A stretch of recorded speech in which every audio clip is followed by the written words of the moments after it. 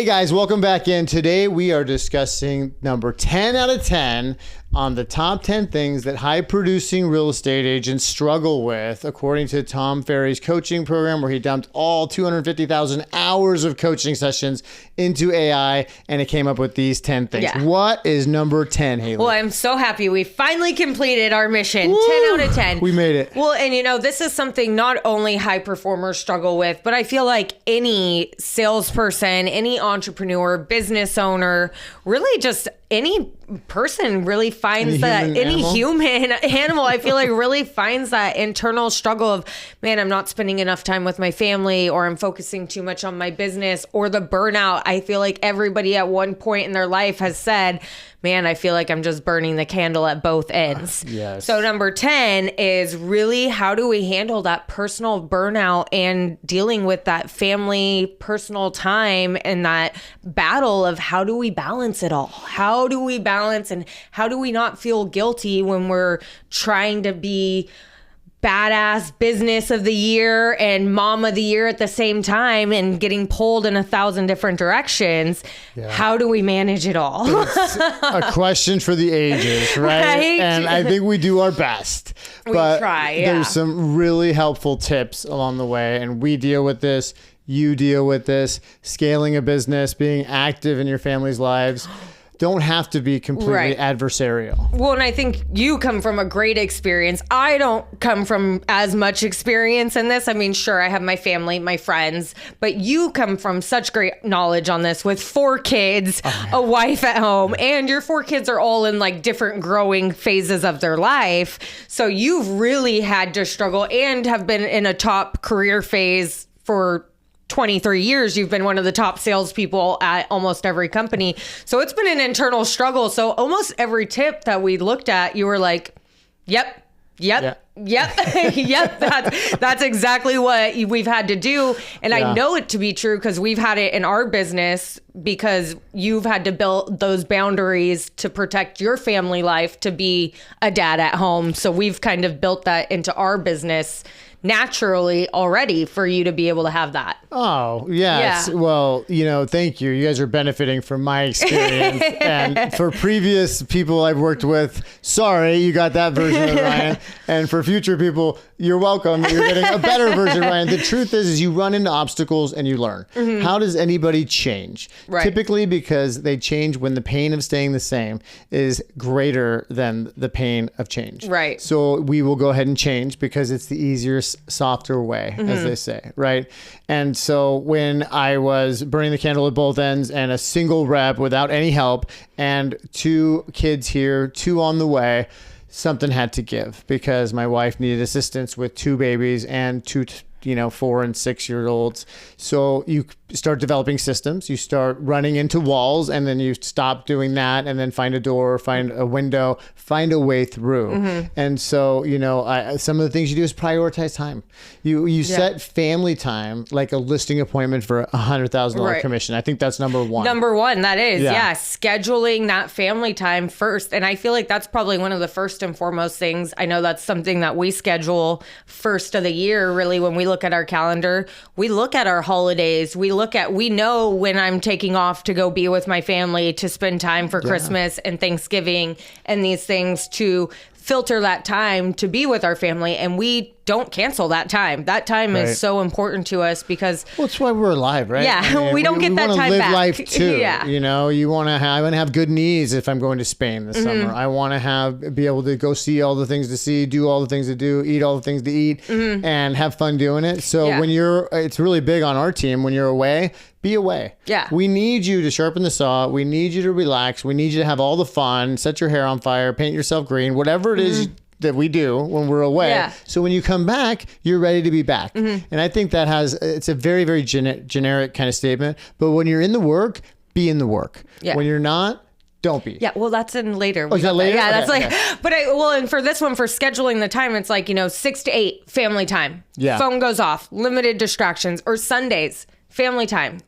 Keep it for Sundays to be with the family. Have someone else hold the open house. Delegate that out. Schedule those blocks. Like have date night with the spouse or with the person. Have movie night with the family on Saturday night where you guys go popcorn and old school movie it and pick something out to watch a movie and you sit on the couch. Get all the pillows out on the couch. Yeah, or just hang board out. game at night. You know, like something like, but schedule that time in because I feel like that's some of those moments where we look back and we're like, man, we don't get these moments back. And I think when we previously shot this video, I think you shared a story of like when I was sitting with my daughter, like you shared the story with your daughter. Gosh, I mean, we were going to lunch or dinner with Bella and my wife, Kelly, and we were there and then, you know, I had been busy and got some calls and then we are going to do it again. And I said, hey guys, let's go to Islands or let's go to the taco place or whatever. And Bella said, hey, well, am I going to dinner with you or your phone?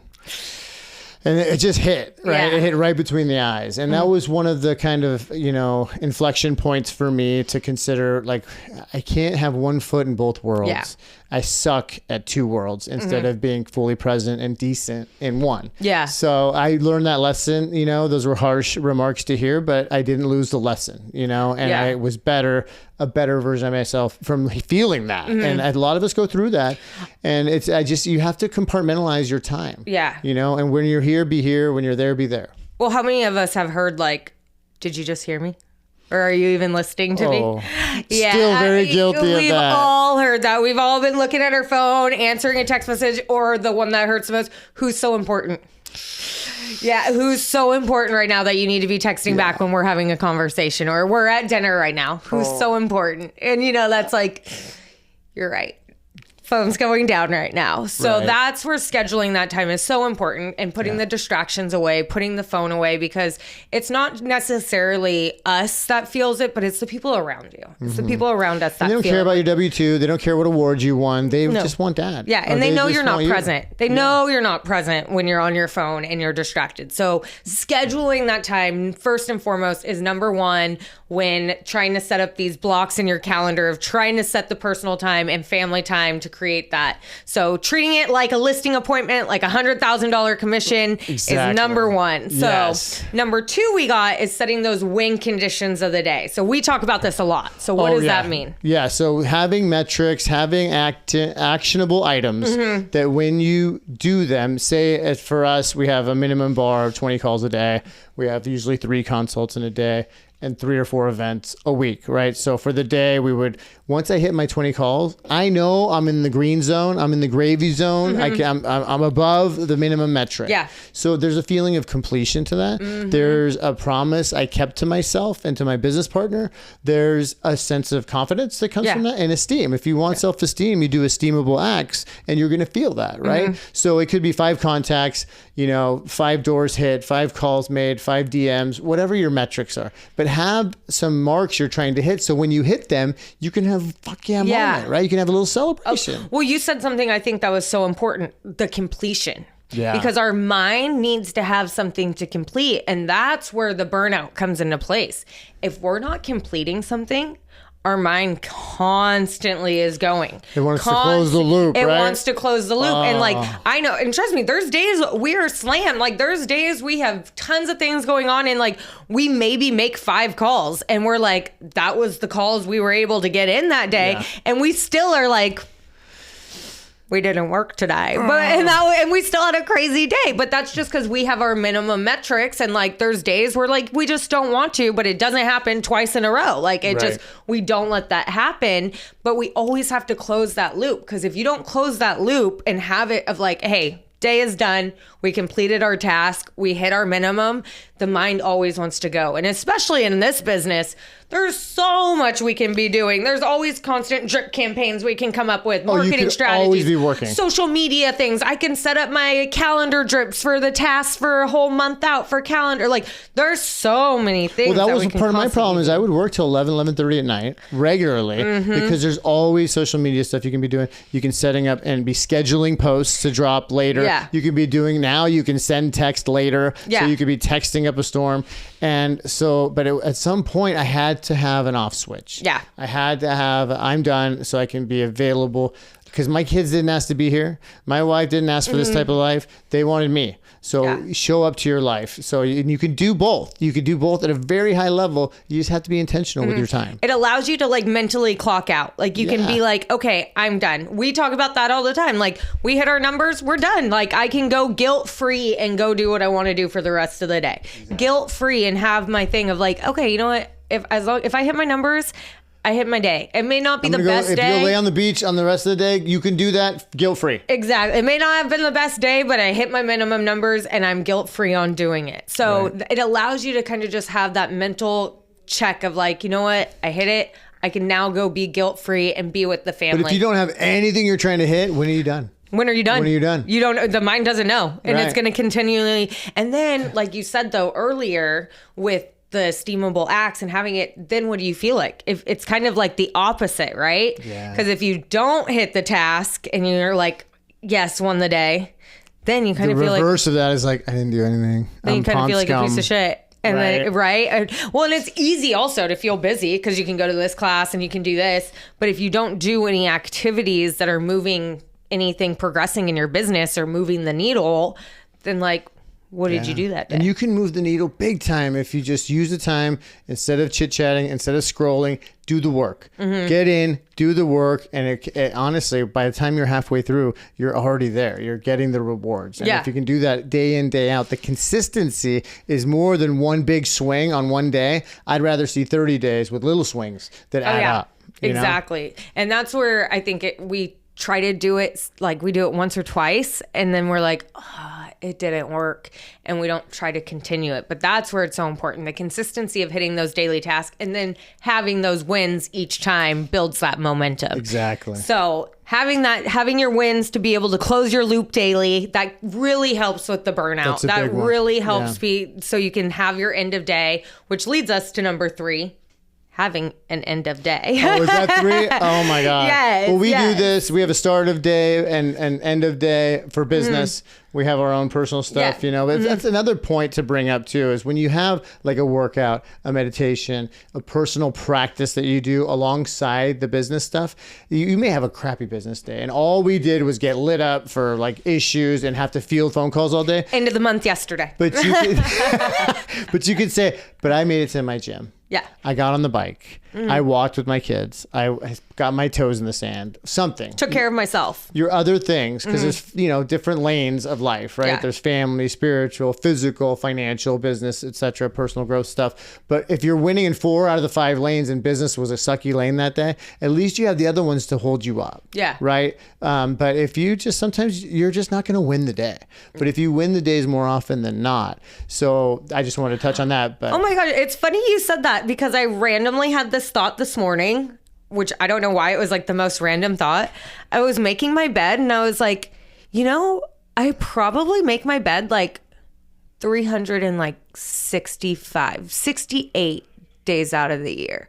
Like, I know, isn't that crazy? I was like, there's probably like maybe a handful of days I don't make my bed. Wow. And that's because I have to be like, I tell you, if I don't make my bed, I'm in a weird mood. Like, it messes with you. Because it's like we had to be up out of the house like super early in the morning my or something. shot. And it's like, it's very rare I don't make my bed. And I was literally thinking that this morning. I was like, I probably make my bed like 350, 358. I would say like 360. Like maybe like there's probably only like 6 or 7 times a year I don't make my bed. It just launches you with a small little W, and then you do little other W's, and then before you know, you get to the big W's. Yeah. And how do you eat an elephant? One bite at a time. Yeah, right. I make my bed every weekend. The only time I really have don't make my bed is if I've had to like rush out of my house first thing in the morning. That's awesome. Yeah, I know, but it's funny you said that. Was it always like that? Yeah, my mom kind of instilled that in me as a kid. My mom, because that was I don't know why my mom, I don't know where, she was never like a big like positivity person. But for whatever reason, she was always like, we make our bed. It's the first one we do of the day. But she's hugely successful. So like, let's note that. So and she always made her bed. So make your beds. Sorry, tangent, but you said that, and I randomly was like, oh my God, but it helps you win the day this morning. That's a small part of you winning the day. Yes. Right. Back all the way back to having an off time. So, when you're driving back from an appointment or when you're going home from the office, starting to phase into who you are at home, because we have different roles we play throughout the day. and letting go of the angst and the having to get back to people and leaving it on the field. Yeah. And then coming off the field and then being just Haley, just Ryan. Yeah. Just who we are to our people that are looking for us to be available to them. Because I go home and I'm the guy that picks up the dog poop. I'm the guy that listens. I'm the guy that... You're dad. You're just dad. I drive people around. They don't give a shit what award you won. They don't give a shit what status you have at the office. They don't care. I'm dad joke, silly, goofy dad. Yeah, they don't care. Like, okay, I need to go here. I need to go there. You're taking me. Let's go. And it's like, okay, I got to be ready for that. I got to hype that up. You know what I mean? Like, so there's a transition point. I don't know if you go upstairs and get changed. I don't know if on the drive home you start thinking, or you take some people take a bath, some people whatever. But get yourself ready to be who you need to be at home. Yeah. Oh, absolutely. So like having an end of day is huge for us. Like I know we have an end of day. It's like around 6:30, 7. Yeah. Usually if it's after that, it's like us banter texting or something like that. Like it's usually end of day. We're not normally working on files or doing much. It's fun emojis or it's something like that, because you have to have that, because that's our family time. That's it. And then moving on, like you said, having that kind of like adjustment. So how do we adjust from going to like boss at work to being the home? But it's having those like little micro adjustments. And for me, if it's like sitting in the car for 2 minutes before you walk into the house, while you're in the garage, of like taking a couple breaths of like, okay, we're switching modes here. We're switching hats. We'll be there tomorrow. Yep. We're going. Like, I think we were talking last time and you were saying, remember back in the day when you were at the office and you only had like an office phone, and when you left your office, nobody could get a hold of you. Oh, you came back. You left it at the office. When the people literally had to put messages on those little toothpicks or whatever, and there was like 15 messages from the calls you got after you left the office, and because work did not follow you home. No. Now work is wherever this is, right? So we have to be even more intentional and stringent with ourselves and our time. So you have to set those little micro things to get yourself, and like to calm the nervous system too. Like I know with our days, you're constantly fight, flight, like freeze. So many things. We're dodging bullets. We're getting fired, hired, trying to adjust this file, trying to argue with underwriters here, trying to get creative on this deal. Perfect phone call, terrible phone call, lost a client, trying to figure out what's going on this deal, getting pulled into another one, trying to take a deal from this company. It's like the fog of war, man. All these things are happening. So we really have to calm the nervous system when we're switching those modes. And like, I know when I walk in the door, first thing is I like wash the face off. I like to wash off the makeup, put on some comfy clothes. I like to wash off the makeup, put on some sweats, put on some lounge clothes, walk my dog, like exhale moment. And then I'm home and I'm like, we're home. Yeah. We're home. I can put on some TV. I can start making dinner. Like there's a switch mode. Like there's a switch. As our friend David likes to say, he's like, you go into this like OB Haley mode. I'm like, whatever that means. Like, okay. That's just real Haley. But it's just, he's like, you just go into this chill, like, okay mode. But that's just because like I'm home. Like, I'm home. I'm chill. Like, I'm like, that's my doja. That's my space. So and again, we like have that's to switch awesome that you do that, because that's rest and relax, rest and digest, instead of fight or flight, where we're on the sympathetic, always constant cortisol being shot out of every pore in our bodies, because we're constantly reading and reacting, because we want to give high level service, high attention, high responsiveness, right? Yeah. But you need to have parasympathetic state where you're not having to answer every text, not having to look at every notification, like every story, et cetera, et cetera. All that stuff will be there.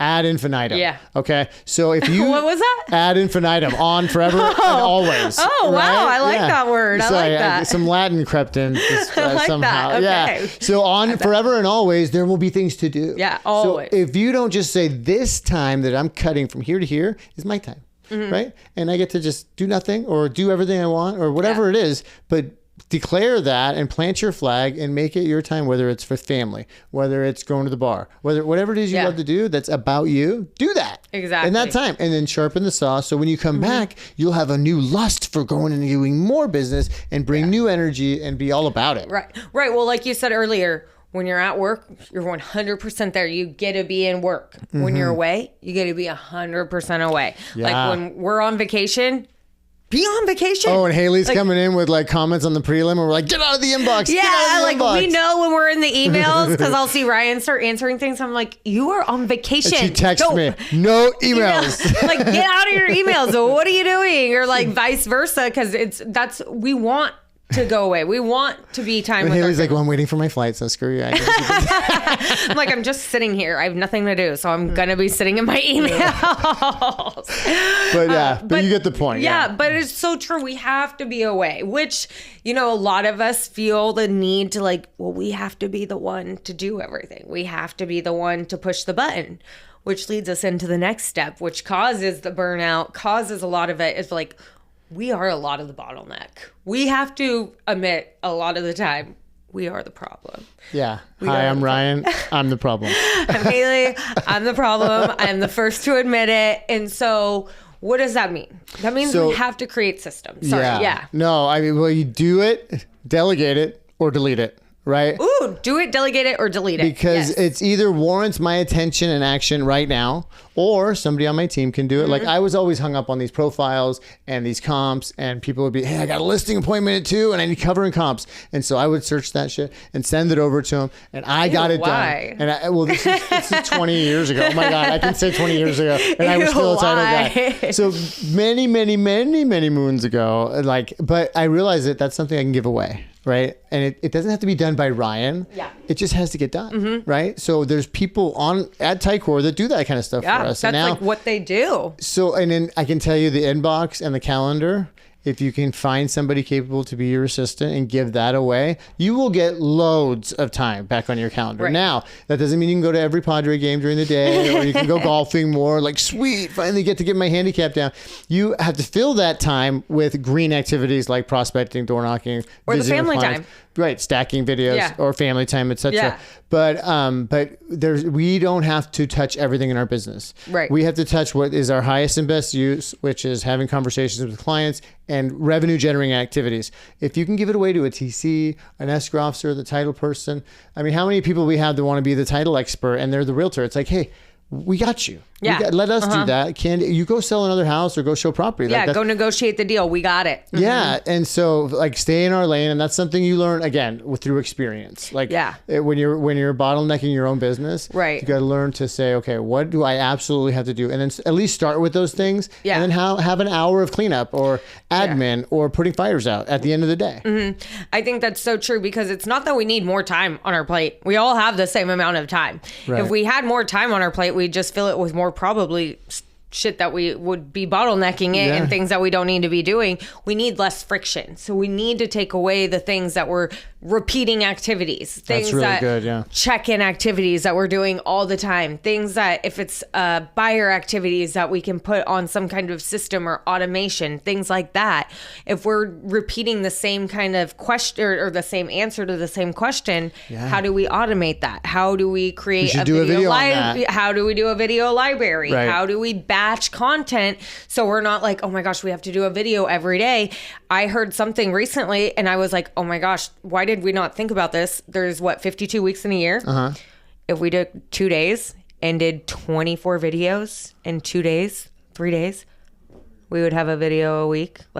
Oh my goodness. Right? I was like, why did we not think about that? If we did 4 days and did marathon days. 4 days and did 10 videos in each of those days, we would have 2 videos for every week almost.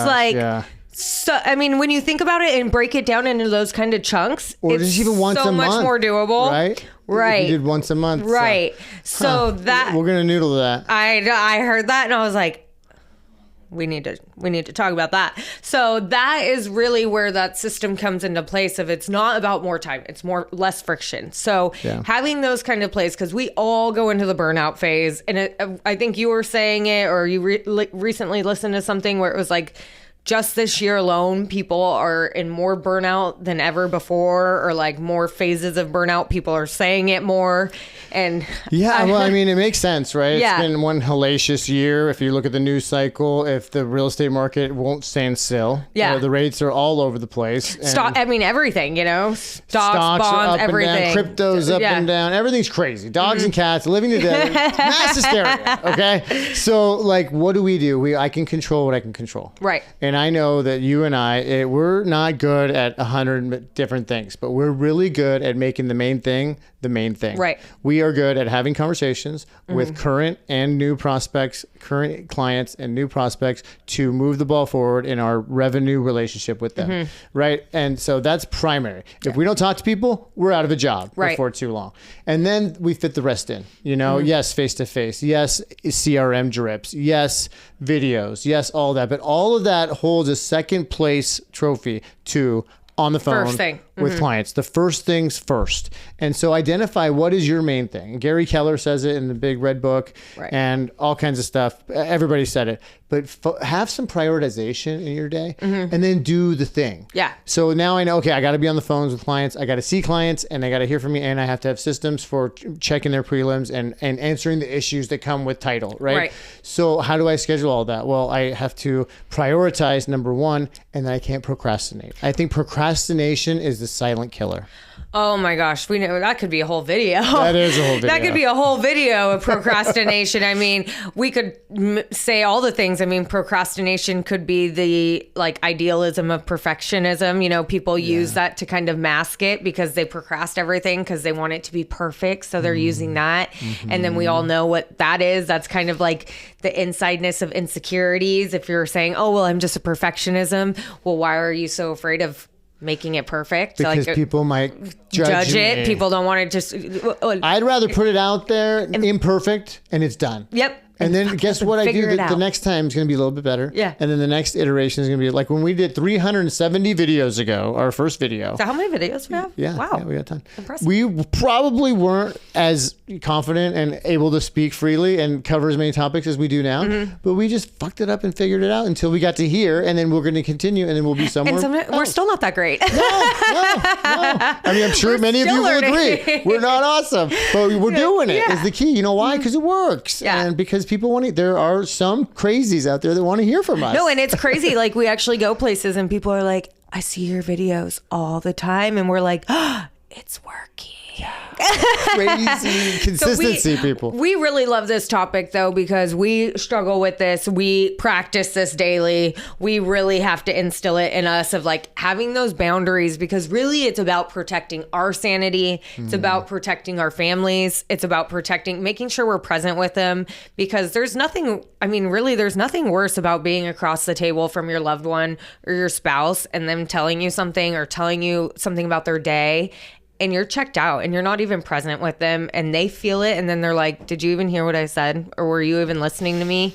Like, that is what the like bottom of this, all of that, when that feeling hits, there's nothing worse than that. And they feel it. And then that just leads to divorce, all other things. Like, we don't need that in our life. There's already all the things. So let's protect our sanity. Let's protect our boundaries, our relationships. And I think just within these 5 steps, it can protect so much and it's like just little tweaks in our day-to-day activities. You know, and I think, you know, Stephen R. Covey and 7 Highly Effective Habits of Highly Effective People, or whatever it was start with the end in mind. So when I go to the end, I think we're all going to die. Nobody gets out alive. Yeah. Right? Right? Yeah. Not yet. I mean, they got like all the peptides we don't and have stuff. weird stuff. But so on my deathbed, do I want to be negotiating a contract or getting my a split approved by my sales manager for a title order? Or do I want to be surrounded by loved ones that I made an impact in their life and have genuine, authentic relationships with, and peace out in peace, surrounded by loved ones? That's what I want. Yeah. Right? So like moving backwards from that day, what does my life have to look like to get that? You know, I have to invest in my relationships. I have to invest in good people. I have to give more and more away and focus more narrowly on what I'm best at, et cetera, et cetera. So it's not a perfect process, but you've got to weave some life in the middle of life, because otherwise it's going to be the thing that passes you by and you're 60 and you're like, where'd my life go? Right. Well, and it's crazy too, because I feel like when one thing's going good, like relationships, family, usually other things are pretty good. Like business is going good, finances are going good. Because when one thing sucks, it normally all kind of sucks. And so I feel like relationships are probably the most important thing. Because if you have a good, solid relationship foundation, you know you can kind of manage everything else. You can conquer the world. You can conquer everything. You can conquer the world. Well, so that's what we got. There's a lot of younger people more in your age demographic. Learn from my mistakes, you know, because I'm 49 and my daughter's going to graduate college soon. I have another one in college.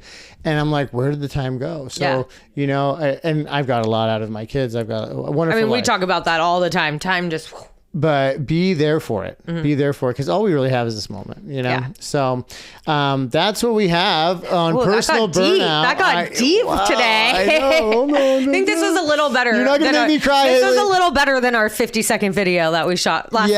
Yes, which got posted. So this is the second, well, really the only video part two. Part two. Well, until next week. Well, it's been an awesome time bringing you the top 10 things that people struggle with. Look, we all struggle with this. We have our struggles and we're working through it. If you have any of the 10 that really hit you between the eyes and you want help, or you want to just mastermind it, whiteboard it, whatever, we're here for that.